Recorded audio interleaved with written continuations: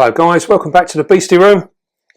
We are going to have a rehouse today of one of the large baboon spiders, and that is the Pterinochilus Kigoma. Now we have a large female here that's going to go in this 30 by 30 by 30, and we are going to set this up so that she has the choice. She can go either sort of semi-fossorial. They're a very funny spider, these. The Pterinochilus, or the OBTs, as they are quite a strange spider in the fact that they are pretty much live in any kind of situation. Some of them will go semi-arboreal, some of them will go terrestrial, others like to be more fossorial. It all depends on the individual spider, but they are found in every single one of these habitats. So, I mean, it's literally incredible. When you see them in the wild, they can be found in holes in the ground, they can be found in amongst crevices in cliffs and rocks and stuff like that. They can be found in the bottom of bushes where they web up all of the bottom of the branches and everything. They can also be found in hollow trees and stuff. So they really do get around. There is no real right or wrong way of actually keeping these. Now, we have kept our other OBTs in all sorts of different ways, and they've all done equally well. So we can kind of come from them being quite a confident spider. Is why I think it's more about where their habitat is quite changeable. You know, it's literally they are so spread out as well. They are one of these spiders that cover a huge area. They really are found pretty much bleeding everywhere. So it's, you know, they've adjusted to absolutely everything. They are so adaptable. So we are going to give our spider a choice as to where it wants to go and what it wants to do. We're going to keep it reasonably simple. We don't like to get too fancy and flustery with it all. So we are going to keep it like this. She's going to be able to get under here. She can choose to do whatever she so wishes. Now, some of them will actually web up this back piece here, and they'll live in the back here. They'll come out, they'll use these branches. I don't know if we can add a little bit more in the way of branch, see what we got. We can got another little bit of branch here. The important thing is if you want your spider to become a little bit more in the way of an arboreal spider in its setup, then we're looking at giving it more anchor points. It really is just that simple. So we can see what we can do here. Actually, that gives it a little bit more, doesn't it? So we're giving it more and more anchor points in which to get up here. We're giving it some area here in which it can dig down, and it will go underneath there. It doesn't need a huge amount of substrate, this guy. So we can play around with it a little bit. We can put a little bit more in there, but it don't need a lot. Now, in terms of humidity and things with these guys, we found with ours, they do actually enjoy a little bit of humidity. So what we're going to do, we're going to add just a small piece of moss into the corner, and we're going to put that in the corner. Now we're going to use this old bit of moss here because this isn't a particularly fancy bit of moss, because the chances are this is going to end up getting webbed in. So we're going to put that in there like so. Now we're going to use that more as an area in which that we can just soak down a little bit and get a bit of moisture to it, and we can put our water bowl. Where does my water bowl go in there? No, that's a shame. Where are we going to put our water bowl? Slap bang in the middle of the front. Yeah, I didn't really want to do that. This is probably going to be turfed out. I think we're going to have to put it down in here for now. And then what we will do once she's finished digging away, she's going to dig this out and it's going to fill this water bowl up, I'm pretty sure. So we will allow her to do that, and once she sets herself up, then we can pull that out, add a little bit of soil and put it back in again, and then that hopefully we'll get it up and above whatever she decides to web up. Now these are heavy webbers, and they will web up just about anything and everything within that enclosure.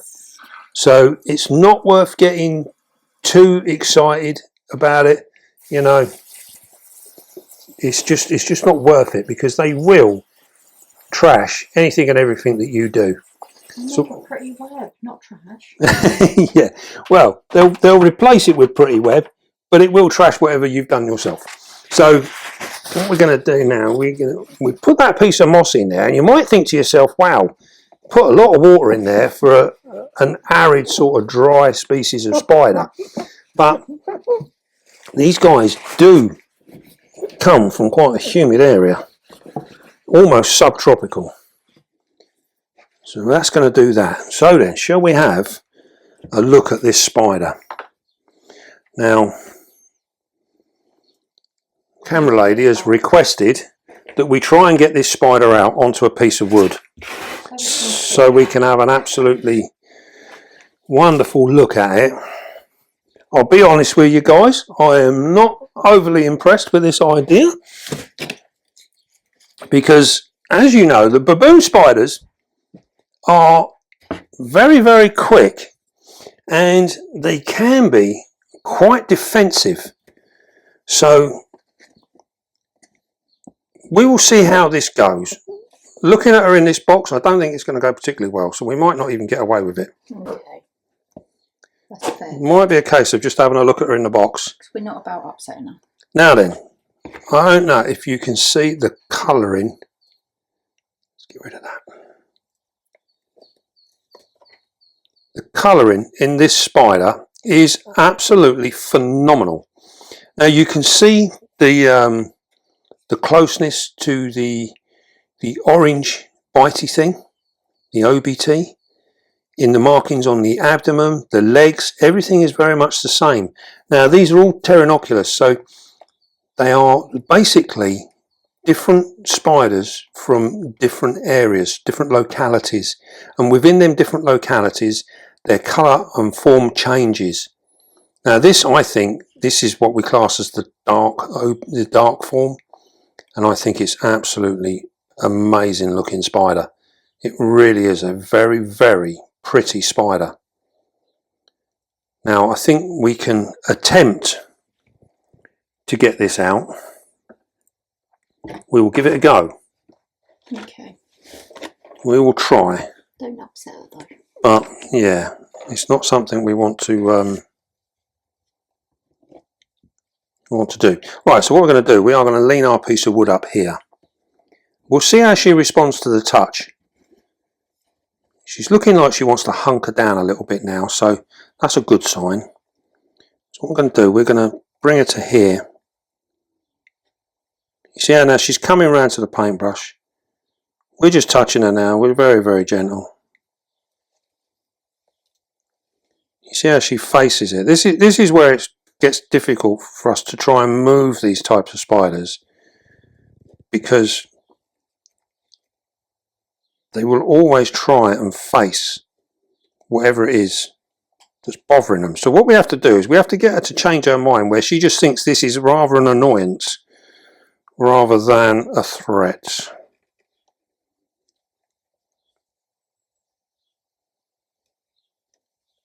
Here we go.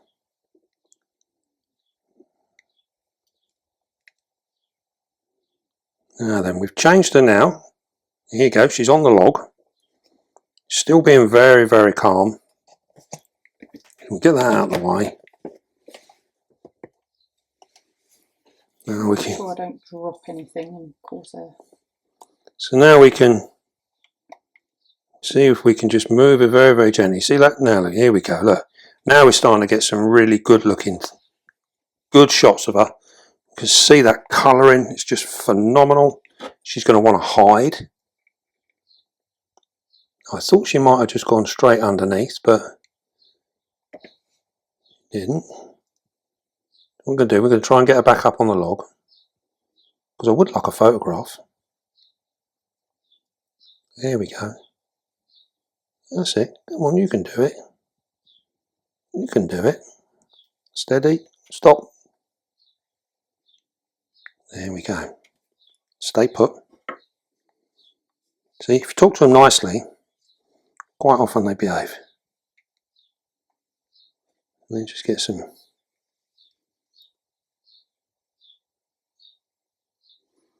What we'll do now, we are going to lift this up. So I've had some nice shot of you, so you can just do a nice move over now, rather than just get her all. So what we'll do now is we've got her up and about. We can move her around.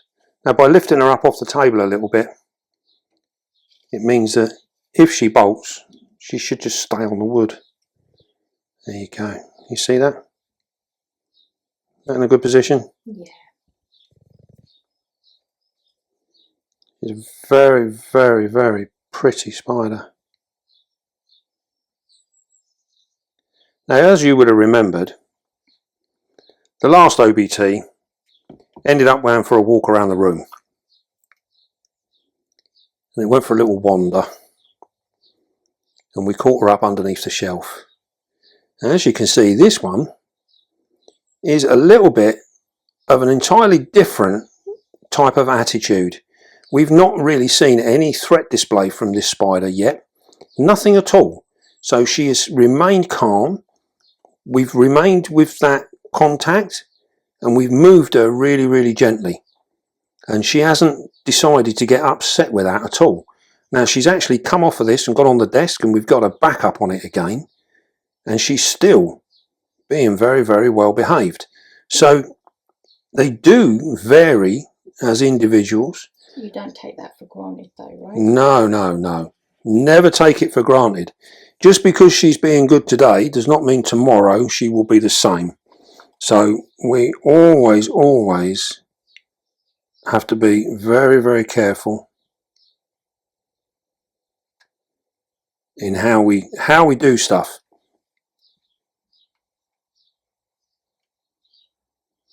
Now, so what we were saying was we come from different localities. Now, I was asked recently actually whether we found some are more so than others, and I wouldn't say that the locality changes their disposition. I think it's more down to the individual spider, because we've had the red colour form, which is like the common OBT.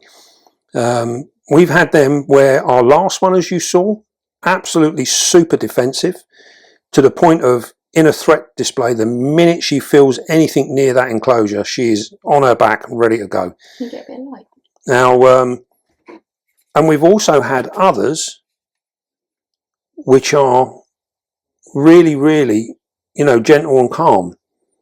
And you'll see some of our previous videos. They are very, very well behaved. Not good. So, as you can see on this one now, the colouring on this is almost like a peachy red colour. It's very, very difficult to explain, but it's an absolutely beautiful colour. And you also see that this one is quite a stocky spider. She's got some thick legs on her. The markings on that carapace all the way back through the abdomen. You see, she's quite like darks and blues. Oh, it's really, really nice. She's much more red than, you know, really, really cool. And you can see the cream bands on the joints. Very, very smart. Very smart indeed. They really are a very, very impressive spider.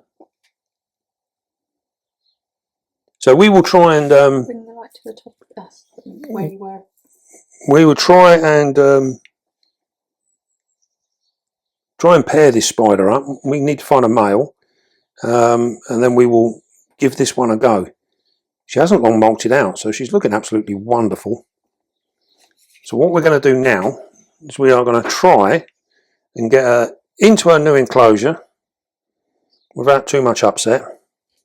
This is always a little bit of a dodgy time now because we're moving it up. She can feel every vibration in this.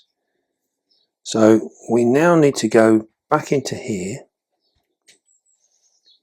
This is one of the last times when you want to see this thing run up your arm.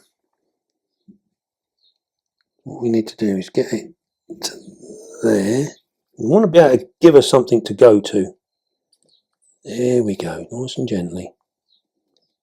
Still no display there. Perfectly well behaved. That was absolutely lovely.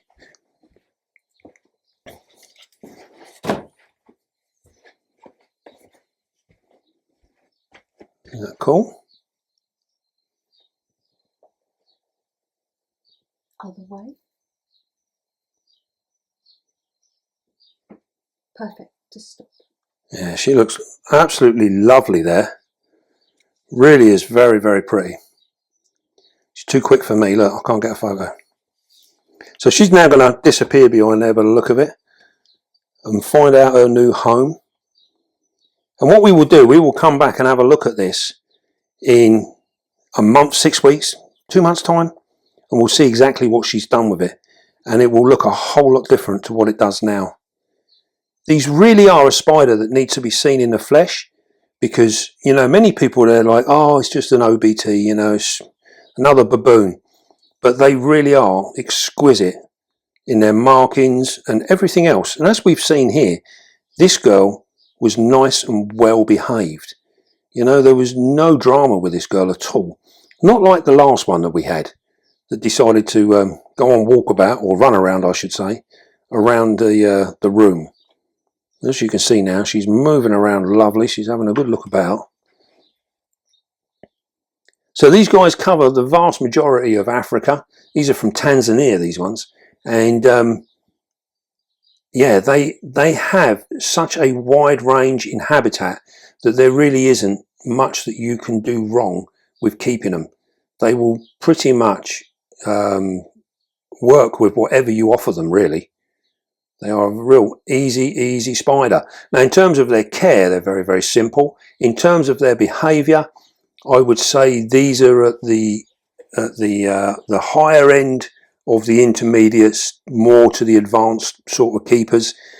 You need to be able to be calm and collective with what you actually do. So if this girl decides that she wants to misbehave, you need to be in a position where you can deal with it. And they can be a force to be reckoned with when upset. So it's important that you don't sort of jump in too quick, shall we say. You know, get your experience down with some of the other spiders. Things like the golden blue leg baboon. That is a much easier spider in terms of temperament, and it's a really good training spider for more of the baboons like these. These are a bit more high octane. We were given a very nice display today, and we were shown how gentle they can be. If you want to see one that misbehaves, go back to the old video and see our red OBT, and you'll see the difference, you know, how that full-on defensiveness can be quite a handful. Right, food-wise, they'll take on just about anything. Even as slings, these guys will literally mop up anything you throw in there. They are not fussy. They're very, very confident spiders.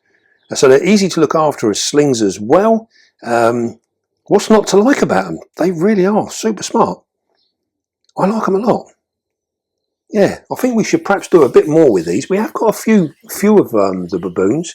So yeah, we'll definitely try and do a little bit more with these in the future, because they are very, very interesting spiders. Right then.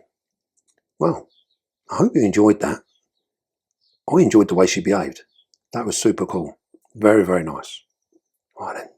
Don't forget, be calm, be gentle, and love your spider. And we'll see you soon, guys.